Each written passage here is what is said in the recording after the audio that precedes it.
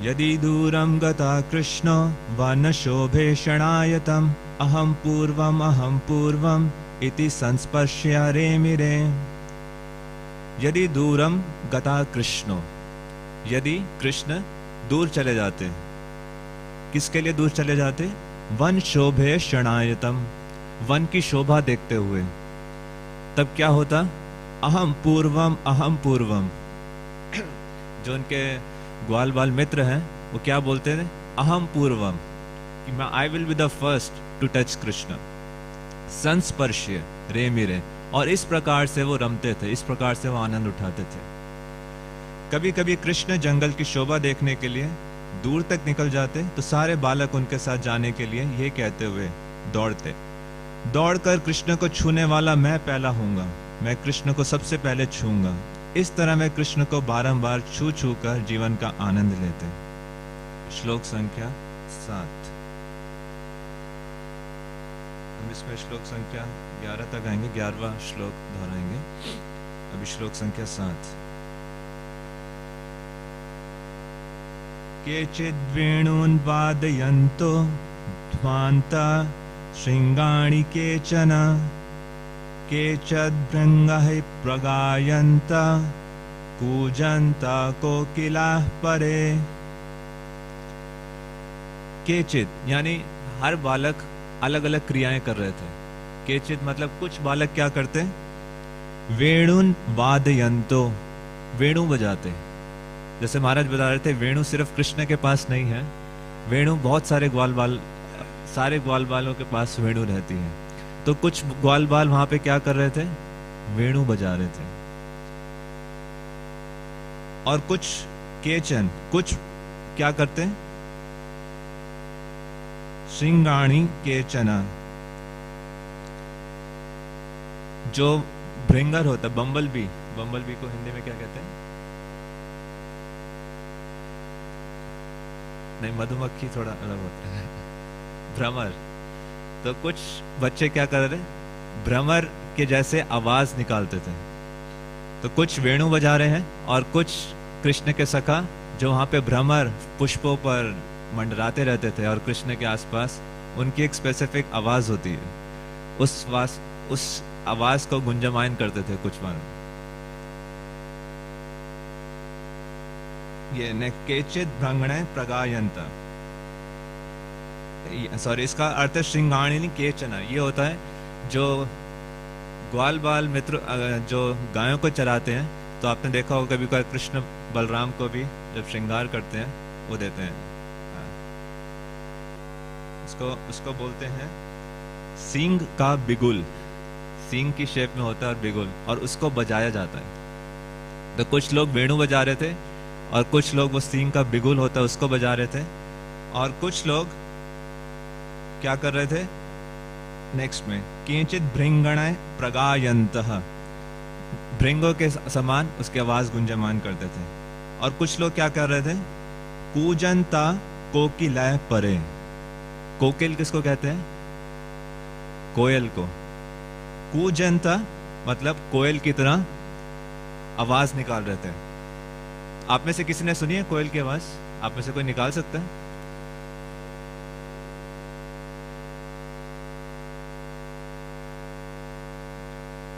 अक्सर शहरों में कोयल की आवाज सुनने को नहीं मिलती, यहाँ कौवों की आवाज ज्यादा सुनने को मिलती है। परंतु वृंदावन के वन में कैसे पक्षी हैं? कूजत कोकिल हंस सारस गना।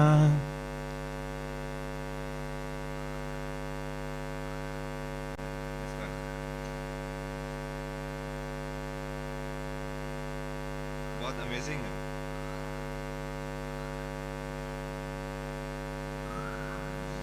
सुनिए,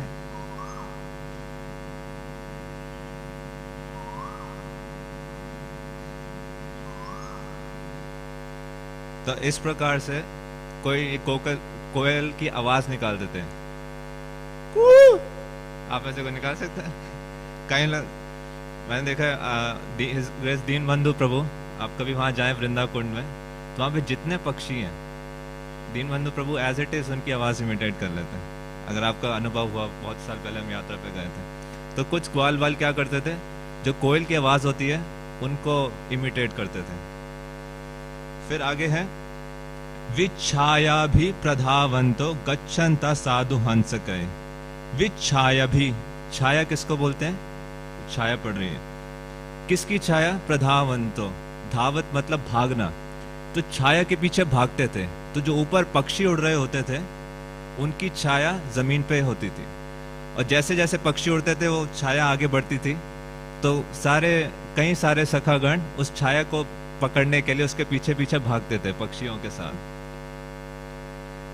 फिर है साधु हंसकै, गच्छन्तः साधु हंसकै।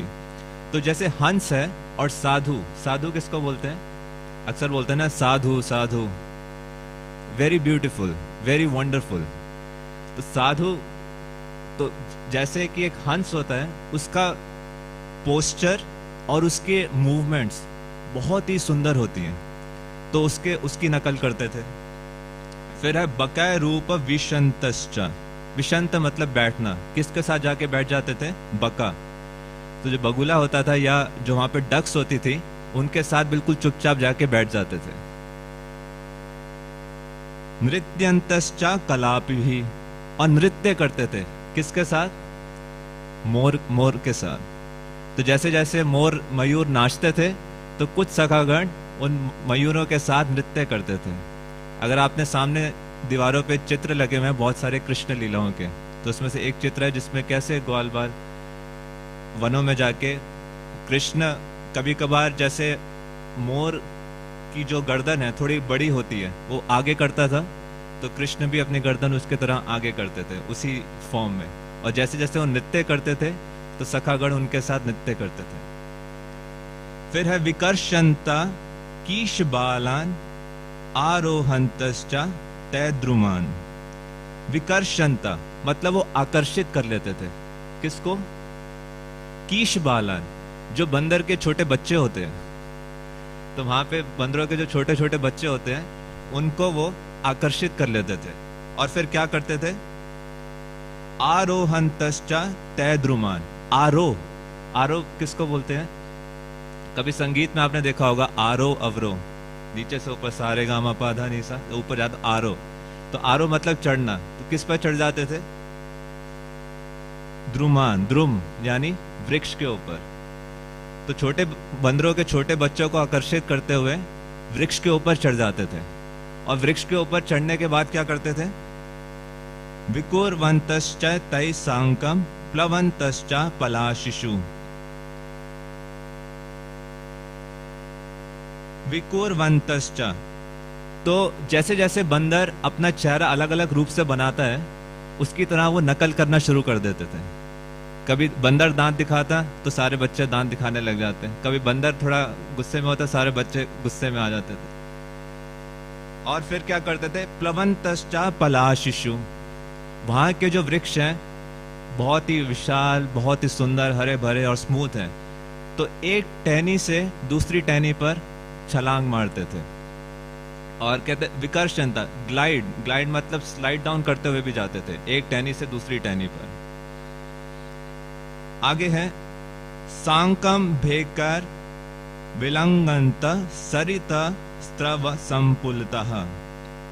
सांकम का अर्थ है साथ में। क्या करते थे?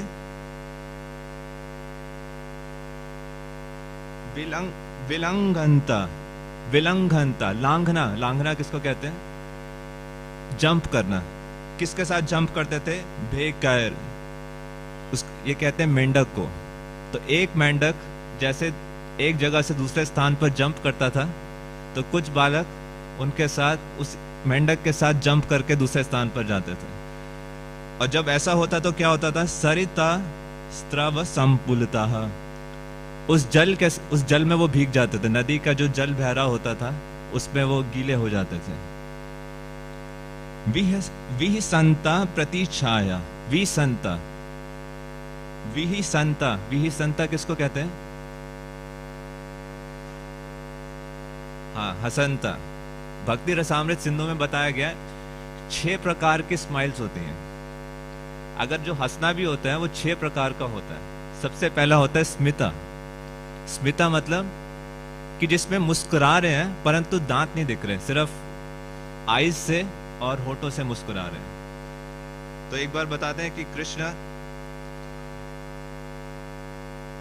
एक सखी के घर मक्खन चुराने गए, जरती उनका नाम था, और मक्खन और दही योगर्ट चुराने के बाद देखा कि जो गोपी है जरती वो बहुत तेजी से भागते हुए उनके पास आ रही है। तो ये देखकर कृष्ण डर गए और तुरंत बलराम जी के पास गए, और बलराम जी ने कहा कि मैंने ऐसे ऐसे दही चुराई है और जरती ने देख लिया, वो मेरे पास तेजी से दौड़ कर आ रही है, मुझे बचा लो। तो जब देवताओं गण ने स्वर्ग लोक से ये दृश्य देखा तो स्मिता, वो थोड़े स्लाइटली स्माइल किए। तो एक हंसी वो होती है। एक दूसरी प्रकार की हंसी होती है जिसको कहते हैं हसीता, जिसमें जो दांत है बिल्कुल हल्के से विजिबल होते हैं। तो एक बार कृष्ण राधा रानी के घर पर थे और उन्होंने देखा कि अभिमन्यु आ रहे हैं। तो अब अभिमन्यु, जैसे ही उन्होंने देखा कि अभिमन्यु आ रहे हैं तो उन्होंने अपना रूप बदल लिया अभिमन्यु में, और तुरंत माता के पास चले गए कि देखो कृष्ण अभिमन्यु का रूप बना के मेरे घर आ रहे हैं। तो जब ये देखा तो उन्होंने उनको बहुत डांटा और उनको भगाने की कोशिश की, और तो वो कह रहे अरे रुको रुको माँ, ये मैं अभिमन्यु, ये बहुरूपिया है। तो जो राधा रानी की जितनी सखियां थी जिन्होंने ये दृश्य देखा तो हंसी था, वो स्लाइटली उन्होंने मुस्कुराए। फिर एक तीसरी प्रकार की हंसी है विहिसंती, जिसका वर्णन आज है। इस हंसी में क्या होता है, पूरे के पूरे दांत विजिबल होते हैं।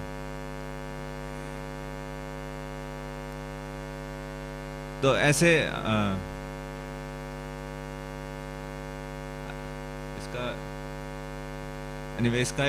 इसका पूरा डिस्क्रिप्शन है, पास्ट टाइम है। तो यहां पर है विहिसंती कि ग्वाल बाल सारे बहुत मुस्कुरा रहे हैं। किसको देख के मुस्कुरा रहे हैं? प्रतिछाया, प्रतिछाया। जय श्री श्री राधा राधिकृष्ण कृष्ण बलराम गौर निताय की जय, श्रील प्रभुपाद की जय। तो जब वो नदी में अपनी छाया को देखते, और छाया कैसी आती, पानी क्योंकि बहरा होता है तो बहुत विकृत छाया हो जाती, तो अपने जो रूप है उसको इतना विकृत रूप में देखते तो सारे क्या करते, विहिसंता, बहुत जोर जोर से हंसते।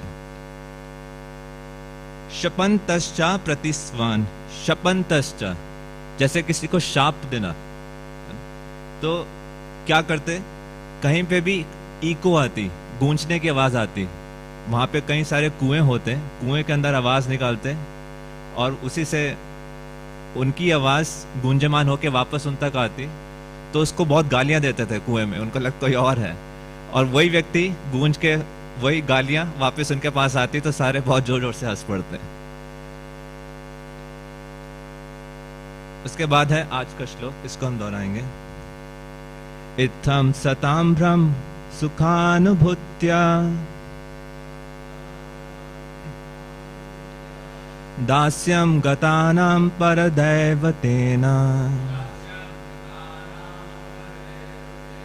मायाश्रितानां नरदारकेन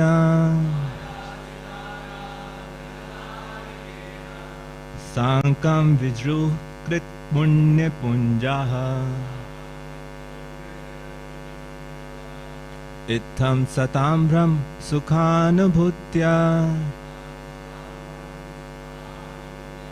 दास्यं गतानां परदैवतेन मायाश्रितानां नरदारकेन साङ्कं विजुः कृतपुण्यपुञ्जाः इत्थं सताम्भ्रं सुखानुभूत्या दास्यं गतानां परदैवतेन मायाश्रितानां नरदारकेन साङ्कं विजुः कृतपुण्यपुञ्जाः।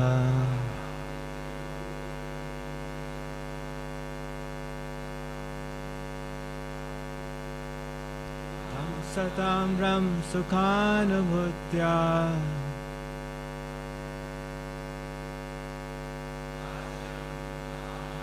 परदैवतेन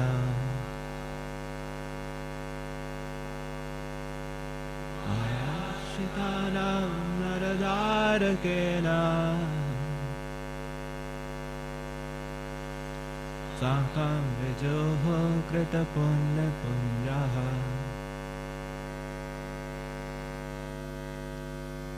इत्थं सताम्रं सुखानुभूत्या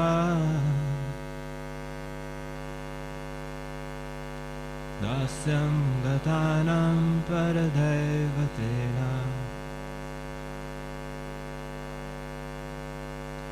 रक्षितानां नरदारकेन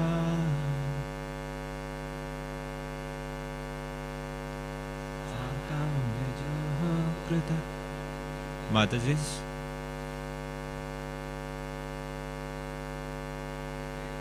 सताम्रं सुखानुभूत्या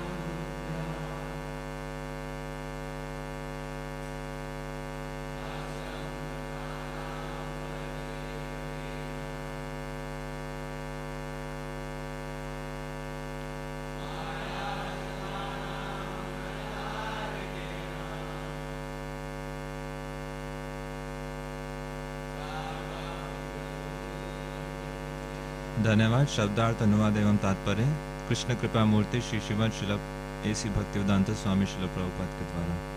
शिल प्रभुपाद की इत्थम इस प्रकार सताम अध्यात्मवादियों का ब्रह्म सुख अनुभूत्या ब्रह्म सुख के उद्गम कृष्ण के साथ दास्यम दास्य भाव गतानाम भक्तों का जिन्होंने स्वीकार किया है परदैवतेना भगवान के साथ माया आश्रितानाम माया के वशीभूतों के लिए नरदारकेण जिन्होंने सामान्य बालक के सदृश उनके साथ साकम साथ में विजूहु आनंद लूटा कृत पुण्य पुंजः ये सारे बालक जिन्होंने जन्म जन्मांतरों के पुण्य कर्मों के फल एकत्रित कर रखे थे। सारे बालक भिन्न भिन्न कार्यों में व्यस्त थे। कुछ अपनी बांसुरियां बजा रहे थे, कुछ सींग का बिगुल बजा रहे थे, कुछ भौरों का गुंजार की नकल तो अन्य बालक कोयल की कुहू कुहू की नकल कर रहे थे। कुछ बालक उड़ती चिड़ियों की भूमि पर पड़ने वाले परछाइयों के पीछे दौड़कर उनकी नकल कर रहे थे, तो कुछ हंसों की सुंदर गति तथा उनकी आकर्षक मुद्राओं की नकल उतार रहे थे। कुछ चुपचाप बगुलों के पास बैठ गए और अन्य बालक मोरों के नाच की नकल करने लगे।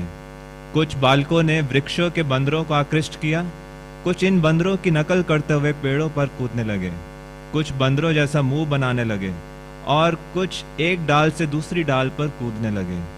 कुछ बालक झरने के पास गए और उन्होंने मेंढकों के साथ उछलते हुए नदी पार की और पानी में अपनी परछाई देखकर वे हंसने लगे।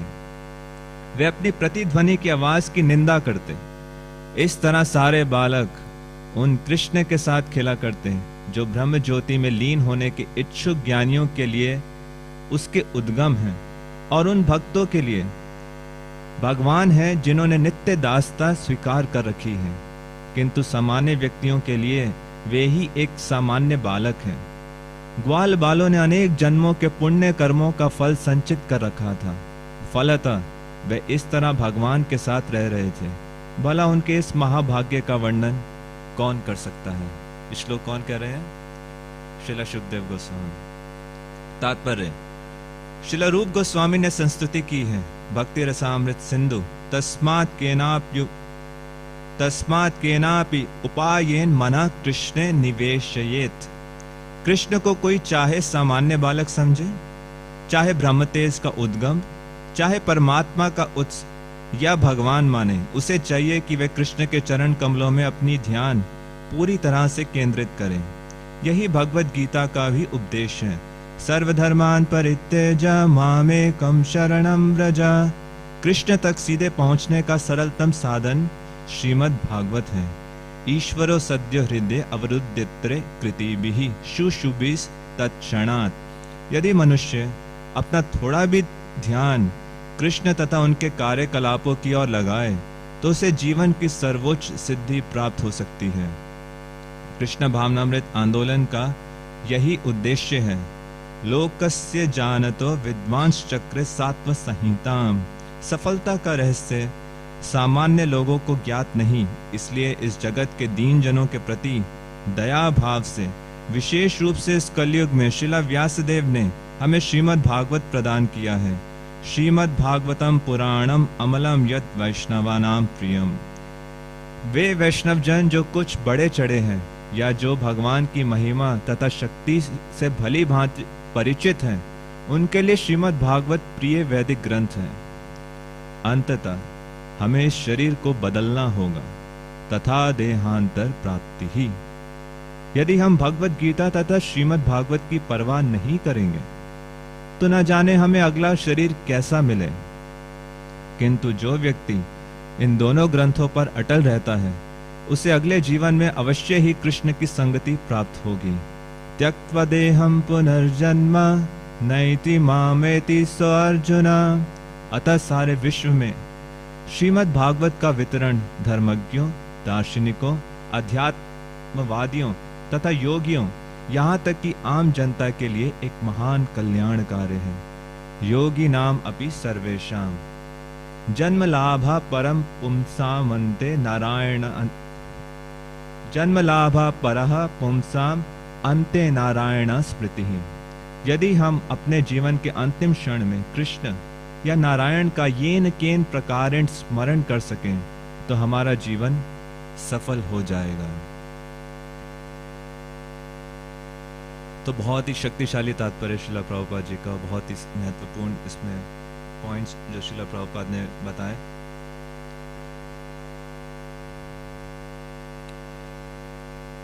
भगवत गीता के 9वें अध्याय के दूसरे श्लोक में भगवान कृष्ण अर्जुन को कहते हैं राज विद्या राज गुह्यम पवित्रमिदम उत्तमम। तो जो ये ज्ञान है ये कैसा है? गुह्य ज्ञान, बहुत कॉन्फिडेंशियल नॉलेज। गुह्य ज्ञान किसको कहते हैं? इस श्रील प्रभुपाद लिखते हैं कि इस संसार में कितने प्रकार के ज्ञान वितरित किए जा रहे हैं। Physics, maths, chemistry, science, accounts, इतने ही कई हजारों डिपार्टमेंट्स हैं नॉलेज के, परंतु कोई भी यूनिवर्सिटी या विश्वविद्यालय ये ज्ञान कि शरीर और आत्मा में भेद है और आत्मा वास्तविक में बेसिस है शरीर का, इसका ज्ञान कहीं वितरित नहीं करें। तो बता रहे हैं कि गुह्य ज्ञान क्या है कि आत्मा का अस्तित्व और उससे संबंधित विज्ञान। परंतु यहां पे बताया गुह्यतम, जो सबसे कॉन्फिडेंशियल नॉलेज क्या है कि उस आत्मा की क्या कार्यकलाप रहते हैं आध्यात्मिक जगत में। कुछ लोग समझते हैं कि मृत्यु के बाद आत्मा या तो वॉइड में विलीन हो जाती है या किसी ब्रह्म ज्योति में समाविष्ट हो जाती है, परंतु श्रील व्यासदेव और पूर्ववर्ती आचार्यों की कृपा से भगवान स्वयं यहाँ पर आके दिखाते हैं कि किस प्रकार के कार्यकलाप आध्यात्मिक जगत में किए जाते हैं। तो यहाँ पर उन्हीं कार्यकलापों का वर्णन है, जैसे कि यहाँ पे कृष्ण के उनके सखा गणों के साथ किस प्रकार के कार्यकलाप है, किस प्रकार की लीलाएं होती हैं, उनका विस्तार में वर्णन है। कृष्ण के कई प्रकार के सखा हैं। कुछ सखा हैं जो वृंदावन से बाहर, जो हस्तिनापुर, द्वारका, इस जगह ऐसे शहरों में, ऐसे स्थानों पर हैं, और कुछ सखा हैं वृंदावन में। तो भक्ति रसामृत सिंधु में इसका विस्तार से वर्णन आता है कि कितने प्रकार के सखा हैं और उनके बीच में क्या क्या कार्यकलाप होते हैं। तो एक है पूर्व व्यास, यानी जो वृंदावन के बाहर रह रहे हैं, और उनमें कौन कौन है? अर्जुन, भीम, द्रौपदी, श्री दामा ब्राह्मण। और जो वृंदावन में जितने सखा हैं वो 4 प्रकार के हैं। पहले होते हैं सुहृत। ये कृष्ण के हल्के से एज में थोड़े बड़े होते हैं, इनमें साख्य का भाव होता है, परंतु साथ ही साथ क्योंकि एज में हल्के से बड़े हैं तो उनमें वात्सल्य का भी भाव रहता है। उनका भाव रहता है कैसे कृष्ण की हमेशा सुरक्षा की जाए। इनको कहते हैं सुहृद। और इनमें कौन कौन है? सुभद्रा, मंडली भद्रा, भद्रवर्धन, गोभट, यक्ष, इंद्रभट, भद्रांग, वीरभद्र, महागुणा, विजय, बलभद्र, ये सारे कौन है? सुहृद। इसके बाद है सखा। सखा कृष्ण से आयु में थोड़े से कम होते हैं और इनका भाव क्या रहता है? दास्य का तरफ ज्यादा रहता है। तो सखा भाव भी है, मित्र भी है, परंतु साथ ही साथ दास्य का भाव भी है। और इसमें कौन कौन है? आप में से कितनों को कृष्ण के कोई कितने सखाओं के नाम पता है? अगर आपसे पूछा जाए कि कृष्ण के किसी सखा का नाम बताइए जो कृष्ण के मित्र हैं, कितने सखाओं के नाम आप बता सकते हैं? तो इनमें सखाओं के नाम है विशाल, ऋषभ, ओजस्वी, देवप्रस्थ, वरुथाप, मरण, कुसुमापीड़, मणिबंध, करणधाम, ये सखा। फिर है तीसरे प्रिय सखा।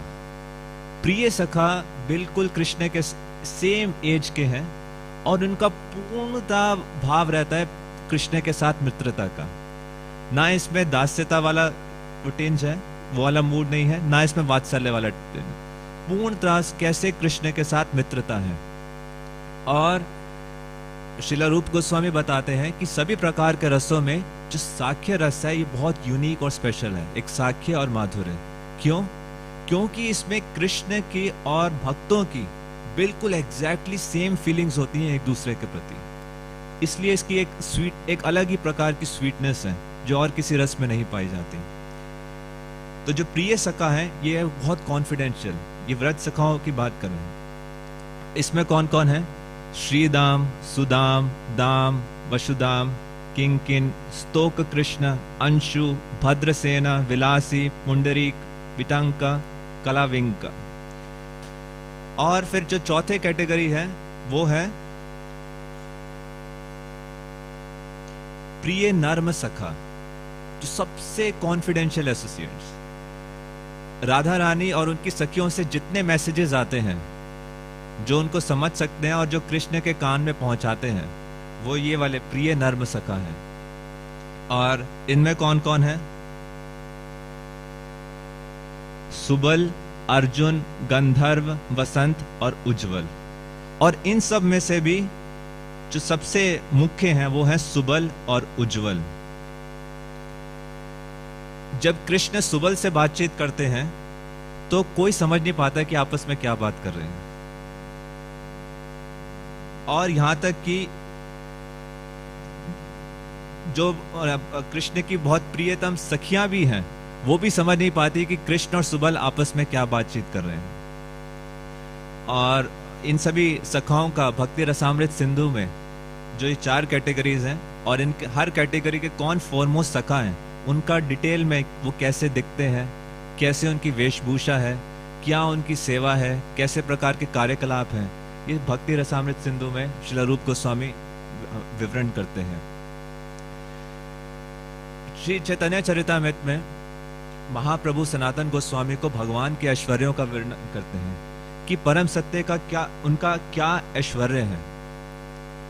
बताते हैं कि एक बार द्वारका में जब वो राज कर रहे थे तो ब्रह्मा जी उनसे मिलने आए। तो उन्होंने गेट कीपर को कहा कि इनको कृष्ण से मिलना है। तो उन्होंने कहा आप यहीं रुकिए, मैं जाके परमिशन लेके आता हूँ। तो कृष्ण ने उनसे पूछा कि एक बार उनसे पूछो कौन से ब्रह्मा है। उन्होंने अपने जो उनका परमिशन लेने आया तो कौन से ब्रह्मा, तो वापस गए तो उनका कृष्ण पूछ रहे हैं कौन से ब्रह्मा। तो बहुत विस्मित हो गए, कौन से ब्रह्मा मतलब क्या? ने बोलो चतुर 4 मुख वाला जो 4 कुमारों का पिता है वो ब्रह्मा है। तो वापस गए तो कृष्ण ने कहा ठीक है, अनुमति दी, मिलने आए। तो जब उनकी वार्तालाप हुई तो उन्हें बताइए कि आप किस उद्देश्य से आए हैं। तो उन्होंने कहा कृष्ण मैं उद्देश्य तो बाद में बताऊंगा, पहले मेरे को एक जिज्ञासा है कि आपने ये क्यों पूछा कौन से ब्रह्मा। तो कृष्ण उनके इस प्रश्न को देखकर मुस्कुराए और उन्होंने जैसे ही ध्यान लगाया तो अनंत कोटि ब्रह्मांडों से अनंत कोटि ब्रह्मा वहां पर प्रकट हुए। तो बताते हैं किसी ब्रह्मा का 10 मुख वाले ब्रह्मा थे, कोई 100 मुख वाले, कोई 1000 मुख वाले, कोई 10,000, कोई लाख, कोई 10 लाख, कोई करोड़ों मुख वाले ब्रह्मा, अनंत कोटि ब्रह्मा वहां पर उपस्थित हुए। और सभी के सभी ब्रह्मा उनके अनंत कोटि जो मुख हैं उस पर जितना दीप्तिमान मुकुट है उसके समेत उस दंडवत प्रणाम कर रहे थे भगवान कृष्ण को। तो जब ब्रह्मा जी ने ये देखा तो कहते हैं कि मैं अपने आप को एक असेंबली ऑफ टाइगर्स में खरगोश की तरह महसूस कर रहा हूँ। तो ये कृष्ण का ऐश्वर्य है कि अनंत कोटि ब्रह्मांड उनसे विद्यमान है और उसमें अनंत कोटि ब्रह्मा और अनंत कोटि शिव जी जैसे देवतागण जो वहाँ के मेन गवर्नर्स हैं वो कृष्ण को साक्षात प्रणाम करते हैं। और यही नहीं, जब ब्रह्म विमोहन लीला हुई, अभी अघासुर का वध है और इसका अगला अध्याय वही है ब्रह्म विमोहन लीला। तो जब ब्रह्मा जी बहुत विस्मित हुए और उसके बाद उन्होंने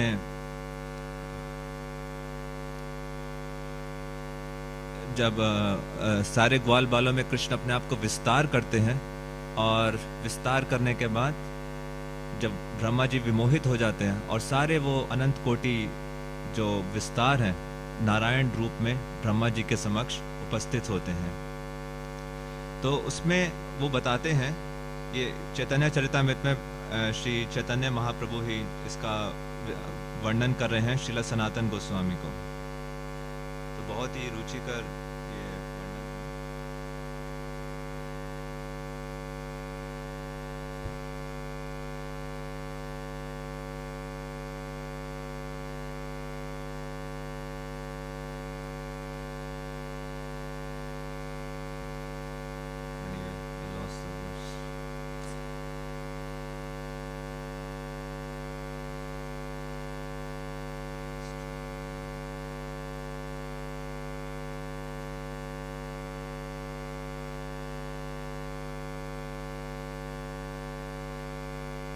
एनीवे इसमें पूरा वो डिस्क्राइब करते हैं कि किस प्रकार से उनके पास अनंत कितने गायों को वो चराते हैं, उसकी संख्या देते हैं कि ग्वाल बाल के पास, हर ग्वाल बाल के पास कितनी काव्स हैं वृंदावन धाम में, उसका वो डिस्क्रिप्शन दे रहे हैं। और उस काउंटिंग का पूरा डिस्क्रिप्शन दे रहे हैं कि कोटि किसको कहते हैं, सहस्त्र किसको कहते हैं और ये किस सीमा तक पहुंचता है।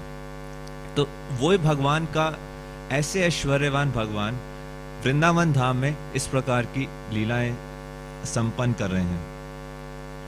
तो इस तात्पर्य में बहुत से महत्वपूर्ण पॉइंट्स हैं। सबसे पहला है, श्रील रूप गोस्वामी बताते हैं कि मनुष्य जीवन का क्या लक्ष्य है, किसी ना किसी प्रकार से अपने मन को कृष्ण में लगाना।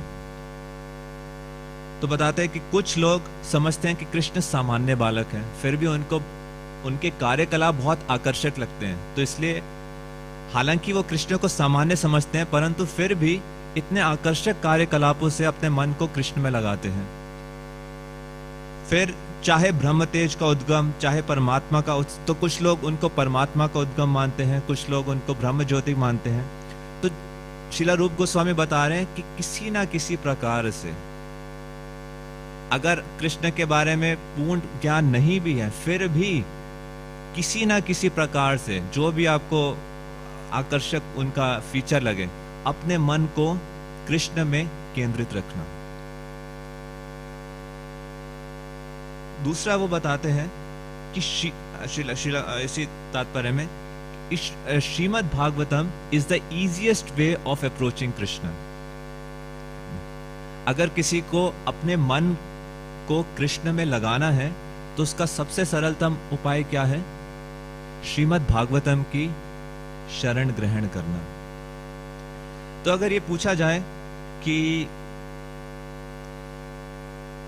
कृष्ण में ध्यान लगाना ये स्वाभाविक क्यों नहीं है, या क्या चीज एक साधक को डिस्ट्रैक्ट करती है कृष्ण में ध्यान लगाने से? What distracts us from focusing our attention to Krishna? जैसे यहाँ श्रील प्रभुपाद बताते हैं कि यदि मनुष्य अपना थोड़ा भी ध्यान कृष्ण तथा उनके कार्यकलापों की ओर लगाए तो उसे जीवन की सर्वोच्च सिद्धि प्राप्त हो सकती है। हम जानते हैं कि कृष्ण की तरफ थोड़ा सा भी ध्यान लगा दें उनके कार्य, तो हमें परफेक्शन ऑफ लाइफ प्राप्त हो जाएगी। तो ऐसी क्या चीजें हैं किसी व्यक्ति के लिए जो डिस्ट्रैक्ट करती हैं कृष्ण में ध्यान लगाने के लिए? आप में से कोई बताना चाहेगा अपने जीवन में अवलोकन करके, या प्रिंसिपली ऐसी क्या चीजें हैं? What are the major distractions which don't allow our mind from focusing on Krishna? Previous thoughts, ठीक है, और भविष्य के लिए हैंकरिंग्स, contaminated mind, material attachments और lust. तो जितने आंसर्स हैं इसको आप दो कैटेगरीज में डाल सकते हैं. एक होती है इंटरनल डिस्ट्रैक्शंस और एक होती है एक्सटर्नल डिस्ट्रैक्शंस. इंटरनल डिस्ट्रैक्शंस क्या है, इसका वर्णन श्री रूप गोस्वामी उपदेशामृत के पहले श्लोक में ही करते हैं. वाचो वेगम मनसा क्रोध वेगम जीव वेगम उदरपस्त वेगम एतान वेगान सो विषहे तधीरा सा पृथ्वीं सा विशिष्य सर्वान पृथ्वीं सा विशिष्यान. तो ये 6 प्रकार के जो वेग हैं शरीर के अंदर, ये बताते दे आर कॉन्स्टेंटली पुशिंग.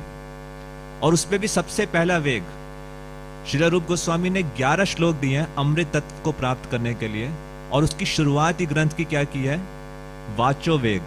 तो सबसे पहला डिस्ट्रैक्शन क्या है, द अर्ज टू स्पीक. तो ये डिस्ट्रैक्शन भी हो सकता है और ये स्पिरिचुअल एडवांसमेंट का एक बहुत बड़ा फैक्टर भी हो सकता है अगर सही से यूटिलाइज किया जाए. तो ये जो 6 प्रकार के वेग हैं, अगर इसको हम नियंत्रित नहीं कर रहे एक आध्यात्मिक तरीके से, तो इस सबसे बड़ी डिस्ट्रैक्शन आध्यात्मिक मार्ग पर यही है, जो आप मन को फोकस करने नहीं देंगी कृष्ण के ऊपर. जब तो उसके बाद बता रहे हैं प्रजल्प, तो वाचो वेग मतलब जो अर्ज टू स्पीक. इसलिए श्रीला प्रभुपाद भगवत गीता में कहते हैं कोई भक्त दीक्षित है या नहीं ये कैसे पता चलेगा, कि the first symptom of an initiated disciple is he will not speak nonsense. He will speak, उसके जो वर्ड्स होंगे वो शास्त्रों पर आधारित होंगे, ग्रेव होंगे और फ्रिवलेस नहीं होंगे. तो ये 6 प्रकार के वेग. और ऐसे ही एक्सटर्नल डिस्ट्रैक्शंस हैं जो एनवायरनमेंट से होती हैं, वो होती हैं, उसमें से एक डिस्ट्रैक्शन है अनक्लीनलीनेस. अगर वातावरण में साफ सफाई नहीं है, अनक्लीन है, जो हमारे निवास स्थान है, रहने का स्थान, किस प्रकार के हम वस्त्र ग्रहण करते हैं, चाहे घर में हो, चाहे आश्रम में, चाहे मंदिर में, अगर अनक्लीन है तो cleanliness is next to godliness. और बहुत सारे प्रकार की डिस्ट्रैक्शंस हो सकती हैं, but some are internal, some are external, you can categorise. Then उसके बाद कहते हैं श्रीमद् भागवतम सबसे सरल तरीका है कृष्ण को अप्रोच करने का. ऐसा क्यों? Why Srimad Bhagavatam, what is so special about Srimad Bhagavatam में ऐसी क्या विशेष बात है कि श्रील प्रभुपाद कह रहे हैं कि सबसे सरल तरीका है? उसके लिए वो श्रीमद् भागवतम का दूसरा श्लोक ही कोट करते हैं. धर्म प्रोचिता कैतवोत्र परमो निर्मत्सरणाम सताम वेद्यम वास्तवम अत्र वस्तु शिवदम तापत्रयोन्मूलनम. श्रीमद् भागवते महामुनि कृते किं वा पररीश्वरा सद्यो हृदय अवरुध्यतेऽत्र शुशुशुभिस्तत्क्षणात्. धर्म प्रोचिता कैतवोत्र, कितने प्रकार के कैतव धर्म है उनको श्रीमद् भागवतम से निकाल दिया गया. परमो निर्मत्सरणाम सतम, परम सत्य को जानने वाला ये ग्रंथ है. और कौन जान सकता है? निर्मत्सरणाम सताम, जिनका हृदय द्वेष से पूर्ण रूप से मुक्त है. और आगे क्या है? धर्म प्रोजितो कैतवोत्र परमो निर्मत्सरणाम सताम वेद्यम वास्तवम अत्र वस्तु. जो भी जानने योग्य है, vedyam vastu, the real substance, अत्र वस्तु शिवदम तापत्रयोन्मूलनम. शिवदम, इट्स ऑल ऑस्पिशियस. तापत्रयोन्मूलनम, 3 प्रकार के तापों से तुरंत व्यक्ति मुक्ति पा सकता है इस भागवत में जो ज्ञान है उसके माध्यम से.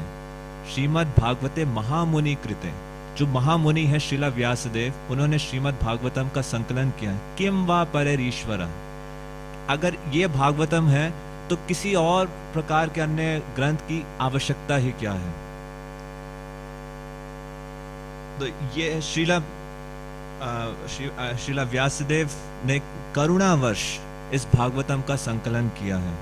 जब कृष्ण अपने धाम चले गए, उसके बाद कलयुग में के अंधकार में जो प्रकाश दिखाने वाला एकमात्र ग्रंथ है वो है श्रीमद् भागवतम।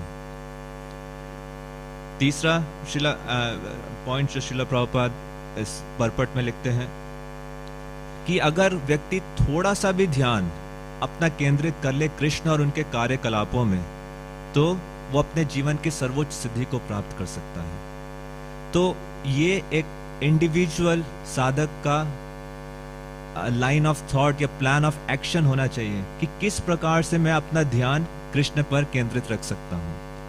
तो अपने घर में, अपने आश्रम में, अपने निवास स्थान में, जहां पर भी रह रहे हैं, उसको कैसे आध्यात्मिक बना सकते हैं। कृष्ण के चित्र लगाकर ध्यान, आप देखेंगे जो ध्यान की बात है बार बार इस श्लोक में आ रही है, और आप देखेंगे आज का पूरा वातावरण यही है कि किस प्रकार से आपका ध्यान आकर्षित किया जा सके।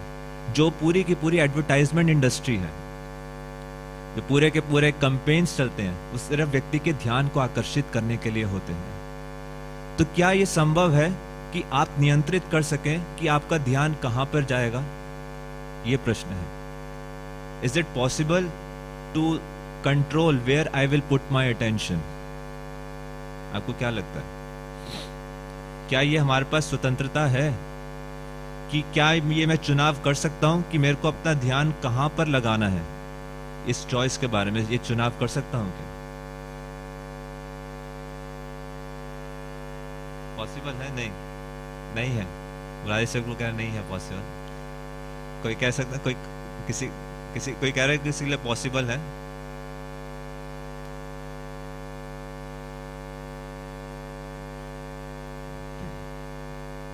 Not by one self. Okay, बिल्कुल पॉसिबल है। अगर इसका मैकेनिज्म पता हो। ध्यान किसकी तरफ जाएगा? श्रीमद् भागवत गीता के इंट्रोडक्शन में श्रीला प्रभुपाद लिख रहे हैं कि वैदिक साहित्य को जो वो ट्रांसलेट कर रहे हैं, उसका एक पर्पस क्या है? लोगों को अखबार पढ़ने के बहुत उनमें मजा आता है। पूरा दिन अखबार पढ़ते हैं, पुस्तकें पढ़ते हैं, तो उनकी चेतना, उनका ध्यान उन्हीं विषयों में लगा रहता है। परंतु अगर व्यक्ति अपना इन ग्रंथों को पढ़ेगा, इस भगवत गीता को पढ़ेगा, तो उसका ध्यान इन विषयों में जाएगा। तो इंद्रियों से हम किस प्रकार का पदार्थ अपने डाल रहे हैं, आंखों से, कानों से, जितने भी इंद्रियां हैं, उससे हम क्या इनपुट फीड कर रहे हैं, ध्यान वहीं पर जाएगा। और जीवन का लक्ष्य क्या आगे बता रहे हैं? अंत्य नारायण स्मृति। जो जीवन का अंत काल है, जैसा यम यम वापि स्मरण भावम त्यजते अंते कलेवरम, वैसा ही अगला शरीर प्राप्त होगा। ये साइंस। तो उस समय हमारा ध्यान कहां पर रहेगा, ये आप डिटरमाइन कर सकते हैं वर्तमान काल में। वर्तमान काल में हमारा ध्यान कहाँ है? तो वहां पे कुछ ऐसा अलग नहीं होने वाला कि अचानक से कुछ, जिस चीज की प्रैक्टिस लाइफ में कर रहे हैं उसी का वैसा ही। तो एवरी डे इज, जो एकदम मॉक एग्जाम होते हैं फाइनल एग्जाम से पहले, तो मॉक एग्जाम में कितने नंबर मिले हैं, तो every moment we have this choice, कहाँ में अपना ध्यान कहाँ पर लगाना है, and accordingly you can back. तो इसको जानने का सबसे अच्छा तरीका है कि हमारा ध्यान कहाँ पर रहता है, किस चीज़ से हम सबसे ज़्यादा विरह महसूस करते हैं, और हमारे वार्तालाप का क्या सब्जेक्ट मैटर है, हमारा ध्यान वहीं रहेगा। हमारी आसक्ति किससे है, ये पता लगा सकते हैं कि किस चीज़ को अपनी लाइफ में मैं मिस करता हूँ बहुत ज़्यादा, और दूसरा किस विषय में मैं बोलना बार बार पसंद करता हूँ, उसी की तरफ ध्यान जाता है, और कैसे विषय में सुनना चाहता हूँ। और ये लास्ट पॉइंट जो इसमें श्रील प्रभुपाद लिखते हैं कि जो श्रीमद् भागवतम है, it's very very dear to Vaishnavas, और सबसे महान कार्य क्या है मानव समाज के लिए? श्रीमद् भागवतम का वितरित करना। किसको वितरित करना? Theologian, philosophers, people in general, everyone.